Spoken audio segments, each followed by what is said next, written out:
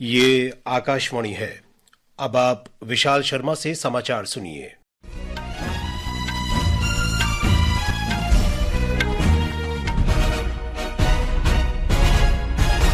राष्ट्रपति द्रौपदी मुर्मू ने आज कृषि वैज्ञानिकों से किसानों को प्राकृतिक आपदाओं, जलवायु परिवर्तन और प्राकृतिक संसाधनों के दुरुपयोग जैसी चुनौतियों से बचाने के लिए वर्तमान समय के अनुरूप नई योजनाएं बनाने का आह्वान किया है।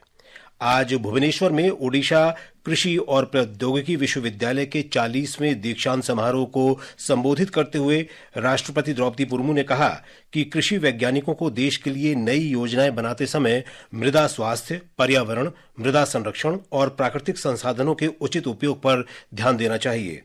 राष्ट्रपति द्रौपदी मुर्मू मंगलवार से अपने गृह राज्य ओडिशा की 5 दिन की यात्रा पर हैं।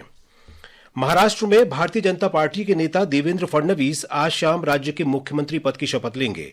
भाजपा, शिवसेना, राष्ट्रवादी कांग्रेस पार्टी गठबंधन ने महाराष्ट्र विधानसभा चुनावों में 288 सीटों में से 230 सीटों पर जीत हासिल की थी। मुख्यमंत्री के तौर पर श्री फडणवीस का यह तीसरा कार्यकाल होगा। मुंबई के आजाद मैदान में प्रधानमंत्री नरेंद्र मोदी की उपस्थिति में भव्य शपथ ग्रहण समारोह में महाराष्ट्र के राज्यपाल सीपी राधाकृष्णन देवेंद्र फडणवीस और उनके मंत्रिमंडल को पद और गोपनीयता की शपथ दिलाएंगे। झारखंड के मुख्यमंत्री हेमंत सोरेन ने आज अपने मंत्रिमंडल का विस्तार किया। राज्यपाल संतोष कुमार गंगवार ने रांची में राजभवन में आयोजित एक समारोह में मंत्रियों को पद और गोपनीयता की शपथ दिलाई।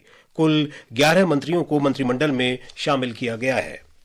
विपक्षी सांसदों ने एक प्रमुख व्यापारिक समूह के खिलाफ कथित रिश्वतखोरी के आरोपों के मुद्दे पर आज संसद भवन परिसर में विरोध मार्च निकाला।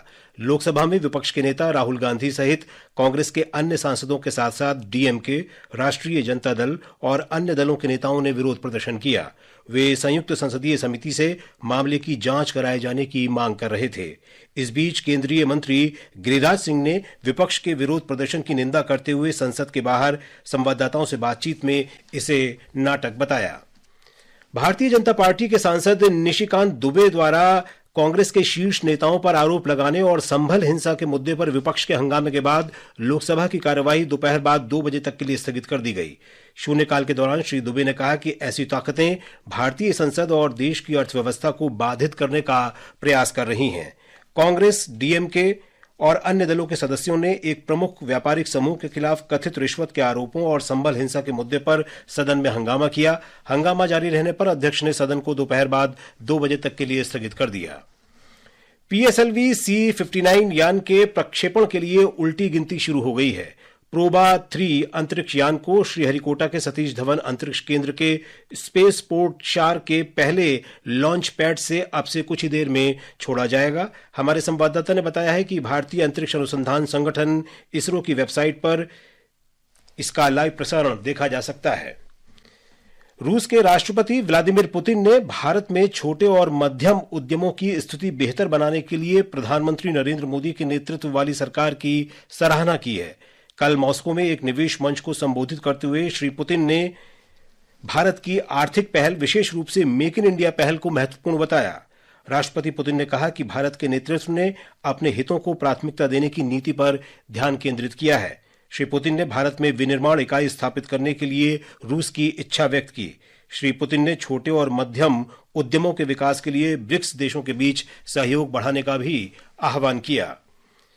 फ्रांस के प्रधानमंत्री मिशेल बार्नियर के खिलाफ संसद में अविश्वास प्रस्ताव पारित होने के बाद सरकार गिर गई है। वामपंथी न्यू पॉपुलर फ्रंट गठबंधन और दक्षिणपंथी नेशनल रैली के 331 सांसदों ने संसद में अविश्वास प्रस्ताव का समर्थन किया। महिला क्रिकेट में 3 मैचों की श्रृंखला के पहले एक दिवसीय मैच में ऑस्ट्रेलिया ने भारत को 5 विकेट से हरा दिया है। ऑस्ट्रेलिया ने 101 रन के लक्ष्य का पीछा करते हुए 16 ओवर 2 गेंद में लक्ष्य हासिल कर लिया। ऑस्ट्रेलिया की जॉर्जिया वोल ने नाबाद 46 रन बनाए। पहले बल्लेबाजी करने उतरी भारतीय टीम 34 ओवर और 2 गेंद में 100 रन पर ही आउट हो गई। इसके साथ ही यह समाचार बुलेटिन समाप्त हुआ।